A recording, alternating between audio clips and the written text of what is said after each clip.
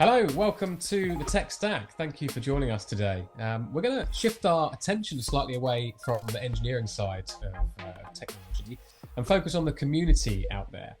It's an area that's had its struggles over the last 18 months or so with no physical meetups, people just moving online and probably not as much networking. And as successful as it can be, I think everyone has come to been subject to that recent phenomenon of Zoom fatigue from time to time. So putting aside the irony that my guest is over Zoom today, I'm really pleased to welcome to the show someone who knows all about this world, Dennis McCarthy, founder of London Infrastructure's Code Meetup. Dennis, hey, how are you? I'm good. Thanks very much for inviting me on. I'm looking forward to getting into some of your questions and just having a chat in general about the whole Meetup area. Absolutely. Well, it's an interesting one, isn't it? And it's not necessarily something I've seen too many people speak about in the last year, so hopefully we can dig a bit deeper into it. I think what would be great is if you could give us a bit of an introduction to yourself and the area of technology you're in as well. So my name's Dennis McCarthy. Nice to meet you. I guess I've been involved with sort of technology, in an IT field.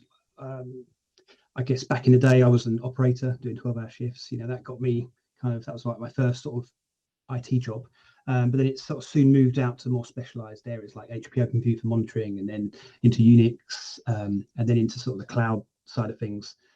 There's a whole lot of automation around that, CI/CD, that's it. Now I'm more concentrating on the consulting side, mainly using Ansible and automation tools, but then they hook into a lot of different other areas. It's a really good place to, reach out from a meetup perspective into all those different technologies and all those different people at every level. So, that's kind of interesting. Your career's obviously taken that sort of natural progression as infrastructure has evolved. On the meetup side, presumably you've always been interested in sharing knowledge and experience with people. So is that where the foundation of the idea for the Infrastructure's Code Meetup came from? I think it came out of my own.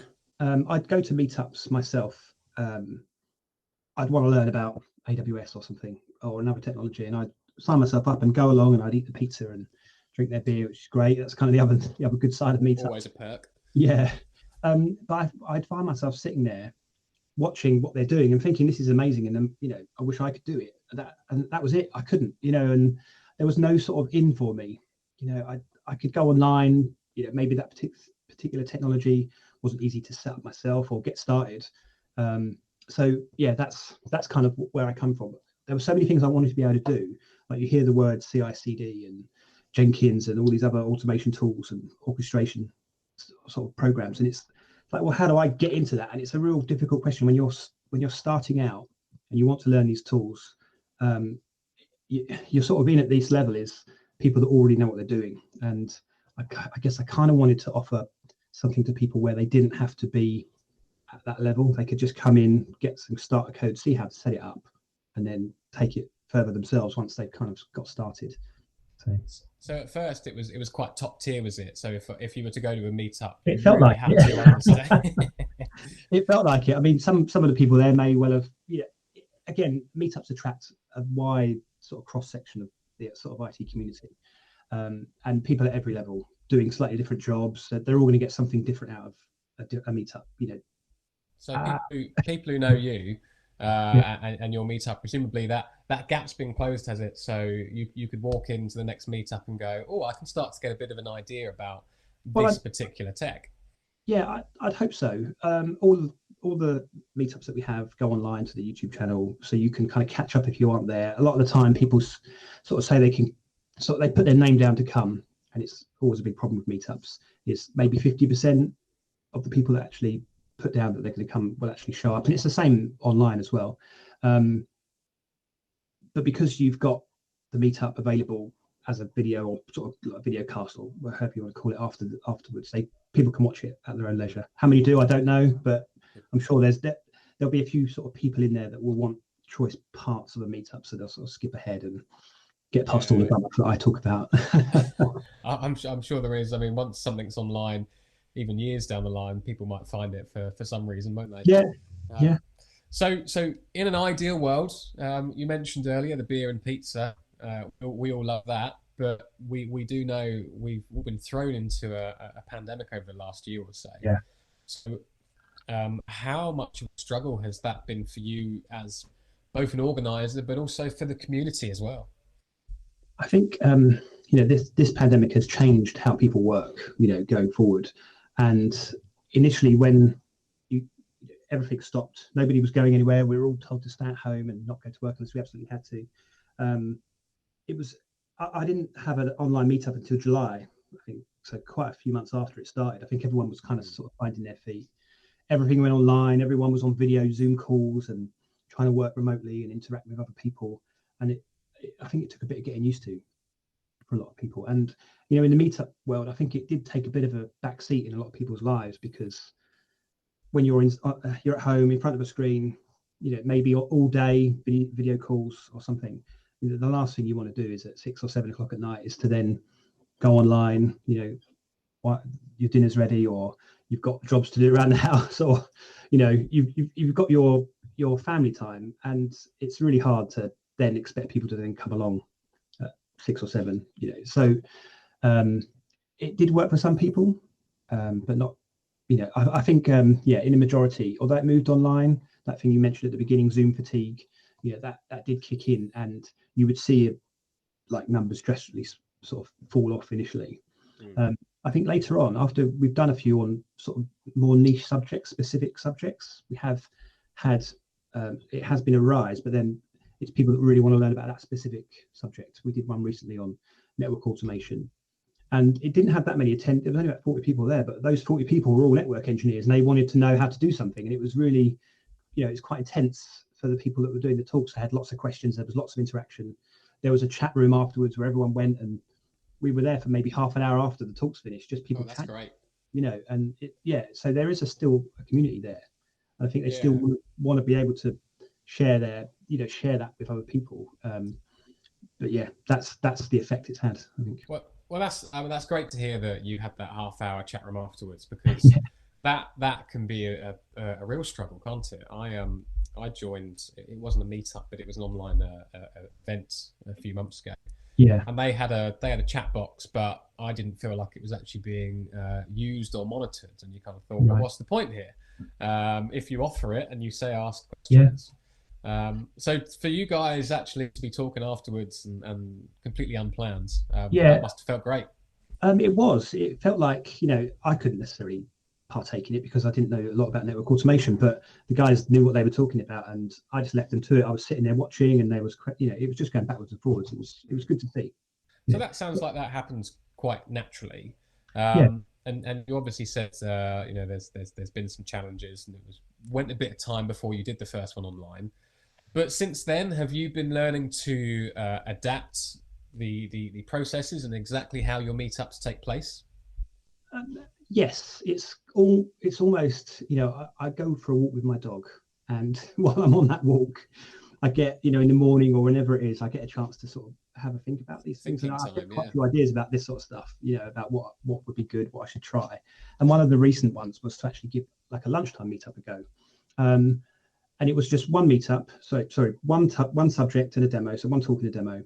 And it just, I guess the timing, it was just much better for some people, because you didn't have to, in the evenings it's family time or you time.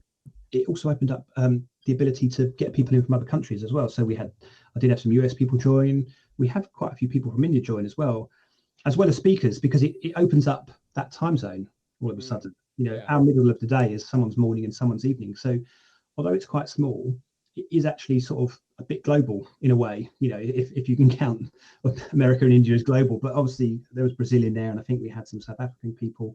So it does feel like it's got bigger than it ever could have done if it was just in a room in London.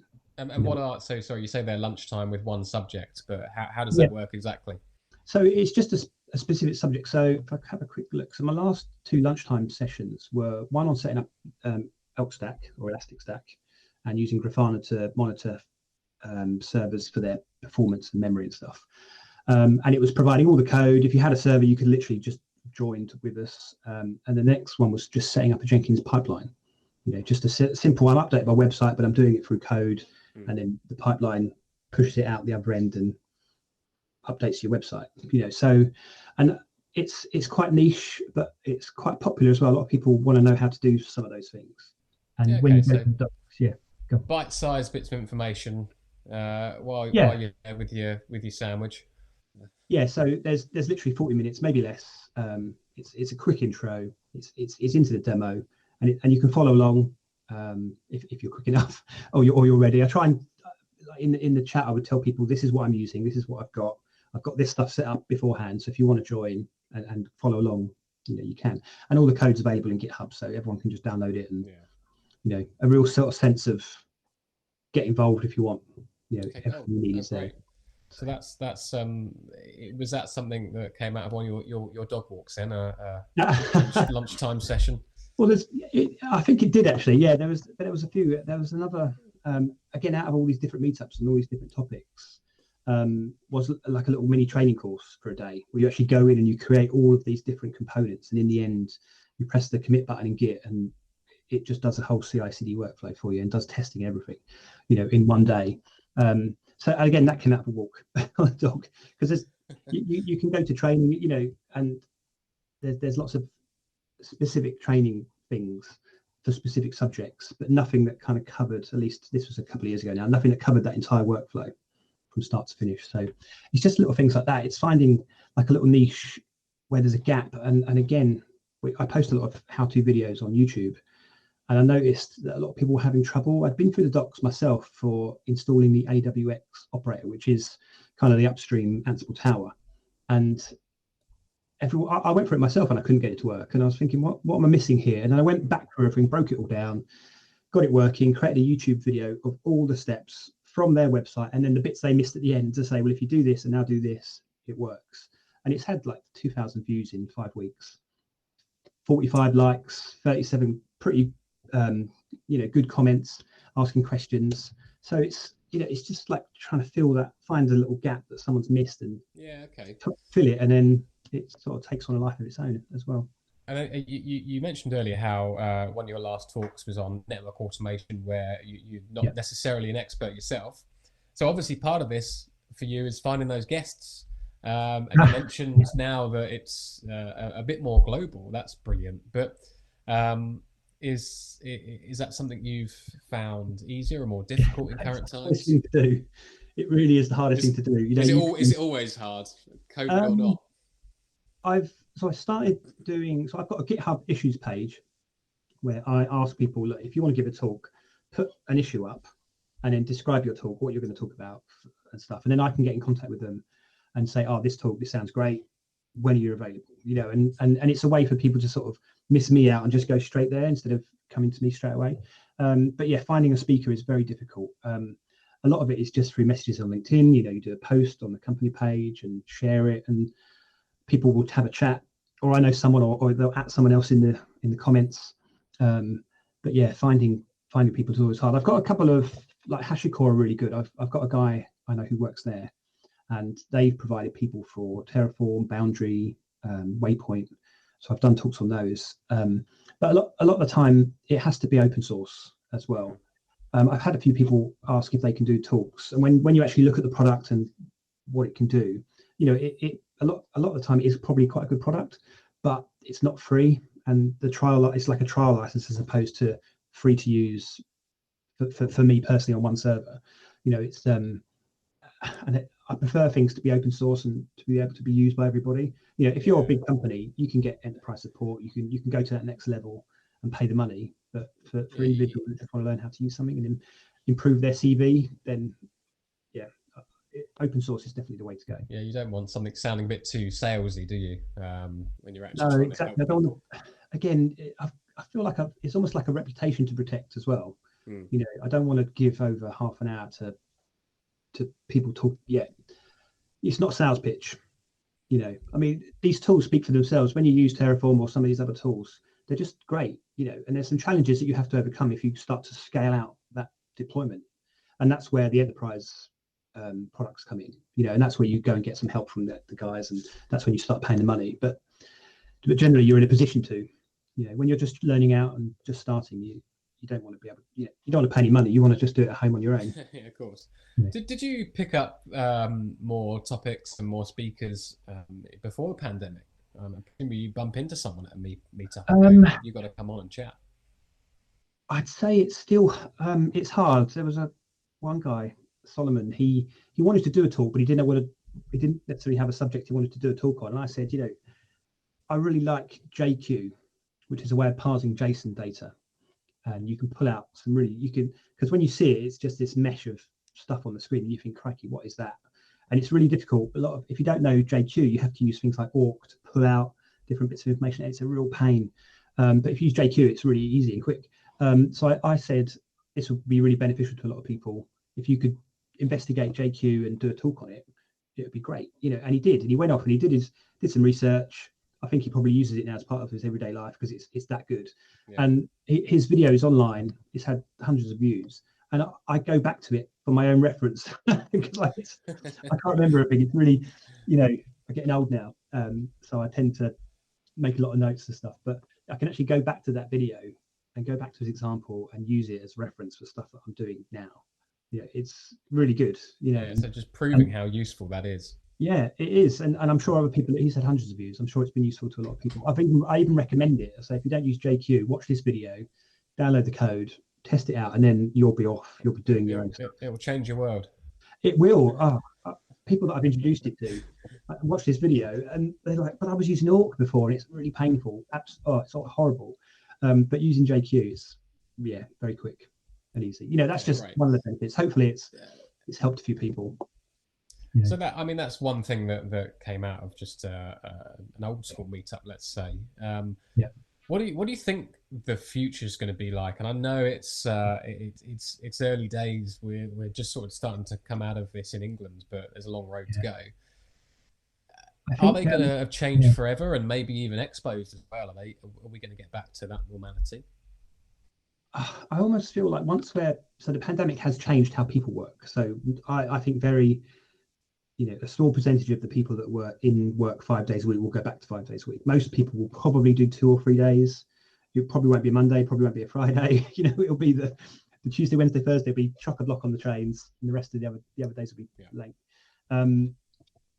I think that once people realise kind of the pandemic is over, whenever that is, and I don't think we're there yet, maybe 6 months or even a year's time, I almost feel like for a few months, everyone will be doing everything. They'll be coming to meetups and networking and being in a room with people again. But at the same time, because they've gone online, they've kind of opened it up to a broader audience that aren't necessarily geographically located where you are. So I think that there will still be a need to sort of have a hybrid meetup and the facility to try and live stream it if you can. And it's easier said than done. Because then you can still take live questions from people. Having a video. I don't know if you've ever watched a meetup after the event, but it's probably never as exciting as being there, I guess, either in person or live, to get your questions answered. So I think there will be meetups. There won't be as many people going there. I used to run mine on a Thursday, but people aren't going to want to do a Thursday. I don't think it'll have to probably be like a Tuesday or a Wednesday. I'll have to see how it works. And I know other people that run other meetups. I can see when they're all being scheduled, and you can sort of have a look at what days are now getting picked and all that stuff. I think the lunchtime meetups can still stay. They might be quite good for the niche one subject, people that want to know about one thing. That might be quite good. And then, in-person meetups with streaming. Be interesting to see how we adapt. And you make a very good point on live streams, actually, because even with a big event, you could think about maybe scaling back the physical audience a bit, but having people across the world joining. And we've seen it on TV, haven't we, on game shows where they've got the wall of people watching. Maybe it'll end up like that. Yeah, it's funny because when you see it, without an audience, you think it's not gonna work. And when you see that, what you've just described, it does actually add a bit more. It does add a bit more. Like there are people there watching, and you feel like, I guess, part of something that is a bit bigger as opposed to just being there on your own looking at a screen. Yeah. So what's around the corner for you? Have you got things in the pipeline? Any topics coming up?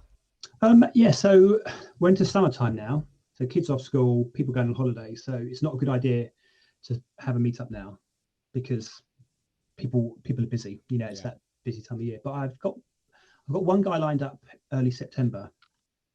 He's actually created. I was trying to do this myself, and then I found someone else that could do it, and I thought that's really good. It's creating Windows servers like domain server, LDAP, DNS server using Vagrant. So you can do it on your home PC, and Vagrant is another HashiCorp product for infrastructure as code. And the talk will be getting him to go through his code, and just go into like the demo to build it initially, and then to go into different use cases. I think I'm going to do the whole thing on just him.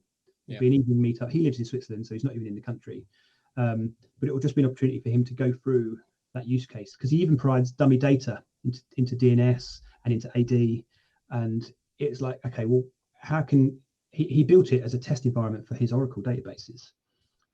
So I'd quite like maybe a couple of other use cases. You know, if you can do that at home and set up AD and integrate with it with different products and understand that, then that would, I think that would help a lot of people, because normally you just get sort of the AD admin, you know, and you have to ask questions of him and how to interact and what to do. But if you kind of have that understanding yourself, I think it will make your understanding of your product and how it integrates even better.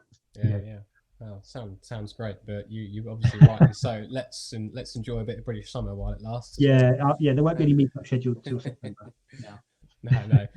Well, where can people find you as well, if they do have a subject that they'd like to talk to you about and potentially be one of your guests? Just email me at dennis@londoniac.co.uk or the www.londoniac.co.uk website. We're on YouTube as well. I expect if you just put London IAC into a Google window, you'll see it. But again, if anyone that wants to start up their own meetup, I'd probably say just do it, because there are a few niches out there that haven't been, I guess, tapped into yet. But it isn't actually a free thing to do. You can do it free, small scale, but as soon as you hit like 20 plus, I can't remember the exact number, but it's about 20 or 30 members, you then have to start paying a meetup, and it's about £80 a quarter, £90 a quarter, a half year, so it's about £180. But a lot of the time, if you want to get a venue, and I can put you in touch with organisations that will host like online or even potentially have venues available, and be prepared to maybe give a talk yourself or two just to fill in spots, because sometimes, unless you've got a load of people that want to talk about your particular subject, brilliant, that's great, but there will be times when they're not available, so be prepared to stand up. I was gonna say, it sounds like being like a comedy compere or something. Just be prepared to have a 5-minute slot ready to go. Absolutely. Well, brilliant. Look, I think that's really good there. I'm sure hopefully people will reach out and you can be very helpful. And Dennis, thanks for joining us today. All the best what's to come, and for you for spreading the meetup and community spirit as well. That's right, though. Thanks for having me, Joe. And if you want to do a talk, get in touch. Love to hear from you. Excellent. Thanks very much.